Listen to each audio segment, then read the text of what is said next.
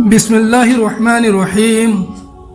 تمام دیکھنے اور سننے والوں کو شاداب فاروقی کی طرف سے دل کی گہرائیوں سے السلام علیکم۔ دوستو، آج کی اس ویڈیو میں ہم آپ کو تاریخ کی 7 گناہ گار عورتوں کے بارے میں بتانے والے ہیں۔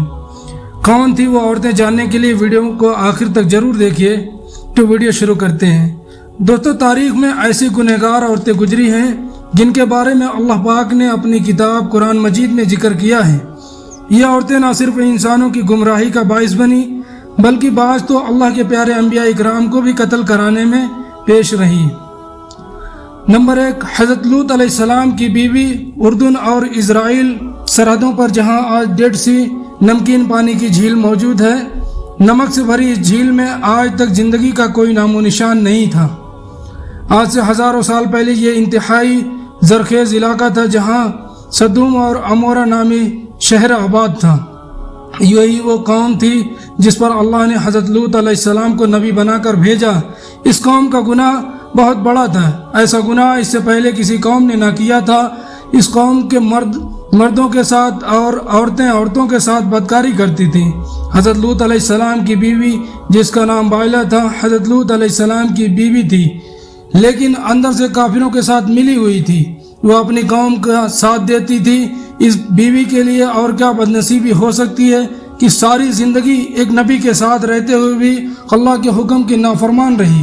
جب حضرت لوط علیہ السلام کی قوم نے آپ کی باتوں کو ماننے سے انکار کر دیا تو اللہ کے فرشتے نوجوانوں کی صورت میں اس بستی میں ظاہر ہوئے تو حضرت لوط علیہ السلام کے گھر میں قیام پذیر ہوئے۔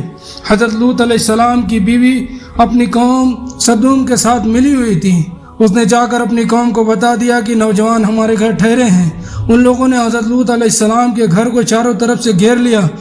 اس پر فرشتوں نے لوط علیہ السلام کو ان کی قوم پر عذاب لانے کی خبر سے آگاہ کیا اور آپ علیہ السلام کو حکم دیا کہ آپ اپنے گھر والوں کو لے کر یہاں سے نکل جائیے۔ حضرت لوط علیہ السلام ابھی راستے میں ہی تھے کہ ان لوگوں پر اللہ کی طرف سے پتھروں کی بارش ہونا شروع ہو گئی۔ آپ علیہ السلام کی بیوی جو آپ کی قوم کا ساتھ دیتی تھی، وہ بھی اپنی جان کے قوم کے ساتھ پتھروں کی بارش میں ہلاک ہو گئی۔ حضرت لوط علیہ السلام کی بیوی کا تذکرہ قرآن پاک کے علاوہ بائبل میں بھی موجود ہے۔ نمبر 2، حضرت نوح علیہ السلام کی بیوی۔ قوم نوح شرک جیسے گناہ میں مبتلا تھی۔ اس قوم کے لوگوں نے اپنے سرداروں اور نیک لوگوں کو بت بنا دیے، ان کی عبادت اور پوجا شروع کر دی۔ اللہ تعالیٰ نے حضرت نوح علیہ السلام کو اس قوم پر مبعوث فرمایا۔ یہ قوم اتنی ظالم اور نافرمان تھی۔ اس قوم کے لوگ نبی علیہ السلام کے گھر میں داخل ہو کر آپ پر ظلم کرتے اور آپ کو بے یار و مددگار چھوڑ جاتے۔ حضرت نوح علیہ السلام کو مجلسوں سے نکال دیا جاتا تھا اور آپ کی بیوی ان کافروں کے ساتھ ملی ہوئی تھی۔ دوستو، حضرت نوح علیہ السلام کی بیوی کا نام وائلہ یا واگلہ بیان کرتے ہیں۔ یہ عورت کافر ہی نہیں بلکہ اس کا رہن سہن بھی کافروں جیسا تھا۔ حضرت نوح علیہ السلام کی بیوی کافروں میں شریک ہو کر آپ علیہ السلام کو دیوانہ اور مجنون قرار دیتی تھی۔ یہ عورت بتوں کی بڑی تعریف کرتی تھی۔ جب کوئی بندہ بتوں کو چھوڑ کر ایک خدا کی طرف مائل ہوتا تو یہ عورت اپنی قوم کو جا کر اس آدمی کا نام بتا دیتی ہے جس سے قوم کے لوگ اس بندے کو مارتے پیٹتے، اس طرح کہ وہ بندہ ڈر اور خوف سے بتوں کی پوجا کرنے پر دوبارہ مجبور ہو جاتا تھا۔ وائلہ نامی اس عورت نے حضرت نوح علیہ السلام کے ایک بیٹے یام کو بھی کفر میں مبتلا کر رکھا تھا، لہذا آپ کا بیٹا بھی ماں کی طرح کافروں سے مل کر آپ علیہ السلام کی مخالفت کرتا تھا۔ اللہ تعالیٰ نے اس عورت کو بدبختی قرآن پاک میں بیان کی ہے۔ اس کی تفسیر احوال بائبل میں بھی درج ہے۔ اللہ پاک نے حضرت نوح علیہ السلام کی قوم پر سیلاب کا عذاب نازل کیا تو آپ علیہ السلام کی بیوی اور نافرمان بیٹا یام بھی اپنی قوم کے ساتھ برباد ہو گئے۔ نمبر 3، دلائلہ وہ عورت ہے جس کا نام کئی صدیوں سے بے وفائی اور دغا بازی میں بہت مشہور رہا۔ دلائلہ کا ذکر قرآن پاک اور بائبل میں پڑھنے کو ملتا ہے۔ واقعہ کچھ یوں ہے۔ حضرت موسیٰ علیہ السلام کی وفات کے بعد بنی اسرائیل کی قوم عمالقہ کی محکوم بن گئی تھی۔ اللہ پاک نے اس قوم میں بہت ہی طاقتور لڑکے کو پیدا کیا جس کا نام سمسن تھا۔ سمسن اس قدر طاقتور تھا کہ وہ اکیلا ہی ہزاروں بندوں کا مقابلہ کر لیتا تھا۔ قوم بنی اسرائیل نے اس بندے کی صلاحیت اور بہادری دیکھتے ہوئے سمسن کو اپنا قاضی کے عہدے پر فائز کر دیا، اور سمسن کی طاقت کے ذریعے قوم عمالقہ پر فتح حاصل کرنے کی کوشش میں لگ گئے تھے۔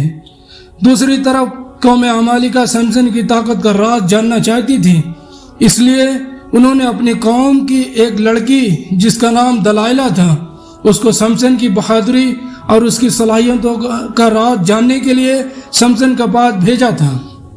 سمسن اس لڑکی کو دیکھ کر پاگل ہو گیا تھا اور اس کی محبت میں وہ دیوانہ ہو گیا۔ اس نے اس لڑکی کو اپنی صلاحیتوں کا راز بھی بتا دیا تھا۔ سمسن کہنے لگا کہ اس کی طاقت کا راز اس کے لمبے بال ہیں۔ ایک دن موقع پاتے ہی دلائلہ نے سمسن کے لمبے بال کاٹ دیے۔ اسی رات قوم عمالقہ نے بھی سمسن پر حملہ کیا، اس کو گرفتار کر لیا۔ جب قوم عمالقہ سمسن کو گرفتار کر کے جشن منا رہی تھی تو سمسن نے اللہ سے دعا کی کہ مجھے معاف کر دے، اے اللہ۔ سمسن کی دعا قبول کرتے ہوئے اس کی تمام طاقت واپس لوٹا دی۔ جس کھمبے کے ساتھ سمسن کو باندھا گیا تھا، وہ سمسن نے اپنی طاقت سے اس کھمبے کو کھینچا تو سارا محل زمین پر گر گیا، جس کے نتیجے میں دلائلہ اور قوم عمالقہ کے بے شمار لوگ موت کے گھاٹ اتر گئے تھے۔ جیزبیل نمبر 4۔ جیزبیل لبنان کے بادشاہ کی بت پرست بیٹی تھی۔ اس کی شادی میں قوم بنی اسرائیل کے بادشاہ اخیت سے ہوئی تھی۔ جیزبیل نے نہ صرف اخیت کے بتوں کی پوجا پر لگایا تھا، بلکہ تمام ریاست میں ایک خدا کو ماننے کے بجائے بے شمار بت بنا دیے تھے، تاکہ لوگ بتوں کی پوجا کرتے ہوئے گمراہی کے باہر نہ نکلیں۔ ایک دن قوم کے نیک بندے یرمیہ علیہ السلام نے جیزبیل اور اس کے شوہر کو کہا کہ تم سب لوگ بتوں کی پوجا کرنے کے بجائے خدا کی عبادت کیا کرو، اسی میں تمہاری بھلائی ہے۔ اس ظالم عورت نے حضرت یرمیہ علیہ السلام کے ساتھ کھڑے ایک بوڑھے پر اتنا شدید وار کیا جس کی وجہ سے وہ بوڑھا وہیں پر شہید ہو گیا۔ حضرت یرمیہ علیہ السلام نے اس عورت کو بد دعا دی کہ بہت جلد تیرے حسین و جمیل بدن کو کتے نوچ کر کھا لیں گے۔ اس کے بعد اللہ تعالیٰ نے اس قوم پر حضرت الیاس علیہ السلام کو بھیجا، تاہم یہ ملکہ ایمان لانے کے بجائے آپ علیہ السلام کو بھی مارنے کے لیے تیار ہو گئی تھی۔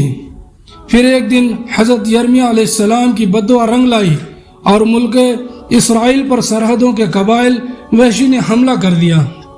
ان لوگوں نے ملکہ جیزبیل کو زخمی حالت میں سڑک پر پھینک دیا تھا، یہاں تک کہ بہت سے جنگلی کتے جیزبیل کے ارد گرد جمع ہو گئے تھے۔ کتے نے اس کی لاش کو نوچ نوچ کر کھا لیا۔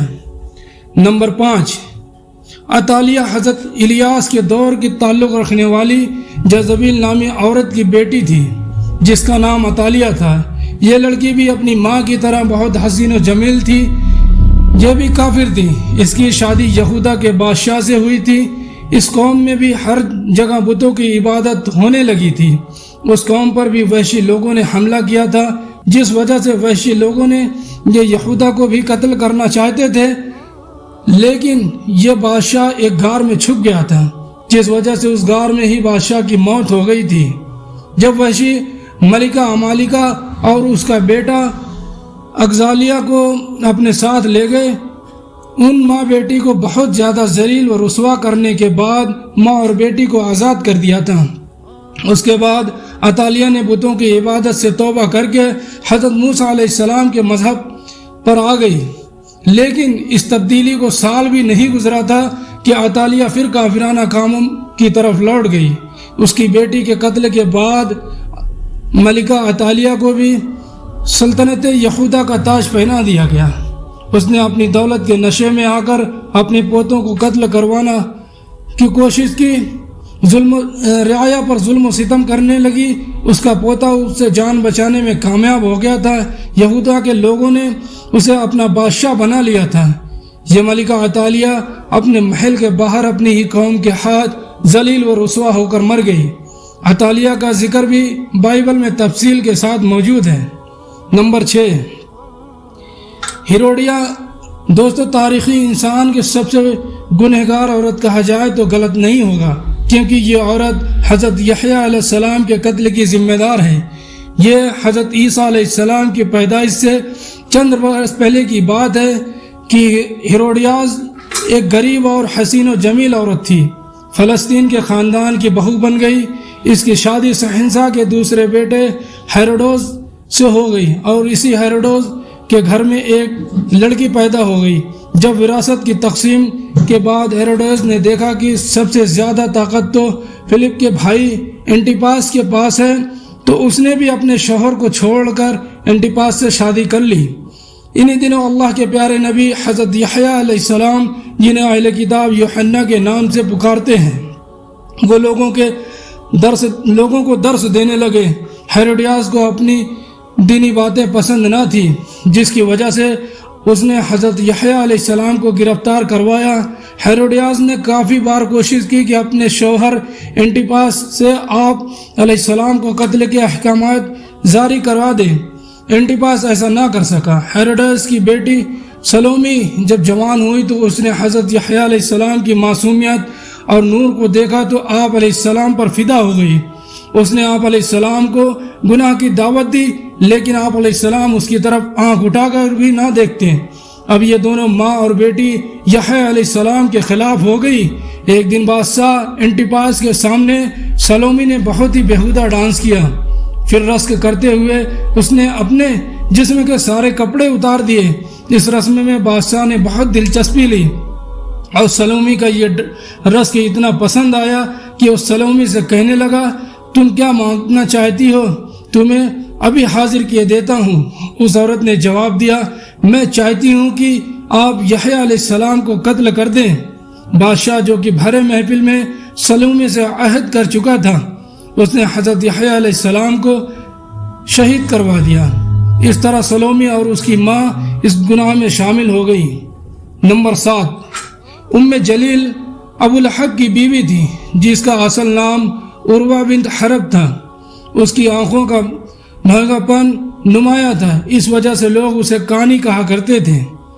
قرآن میں اللہ تعالیٰ نے ابو لہب اور اس کی بیوی کو انتہائی سخت الفاظ سے یاد کیا ہے۔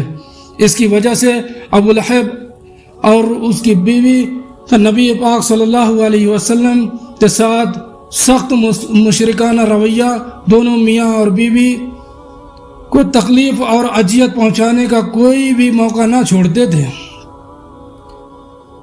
روایت کے مطابق ام جمیل بھی نبی کریم صلی اللہ علیہ وسلم کی راہ میں کانٹے بچھایا کرتی تھی۔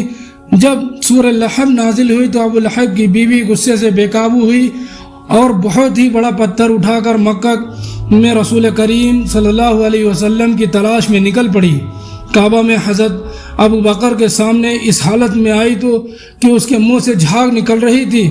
نبی کریم صلی اللہ علیہ وسلم کے خلاف انتہائی نادیبہ الفاظ بولتی رہی، حالانکہ نبی صلی اللہ علیہ وسلم اس وقت حضرت ابو بکر کے ساتھ ہی موجود تھے، لیکن اللہ تعالیٰ کی رحم و کرم سے وہ آپ صلی اللہ علیہ وسلم کو نہ دیکھ سکی، وہاں سے گھر کی طرف روانہ ہو گئی۔ بے شک ام جلیل کی بدبخت ترین عورت میں شامل ہے، کیونکہ اس نے نبی صلی اللہ علیہ وسلم کو بے شمار تکلیفیں پہنچائی ہیں۔ وآخر الدعوانا الحمد للہ رب العالمین۔ السلام علیکم۔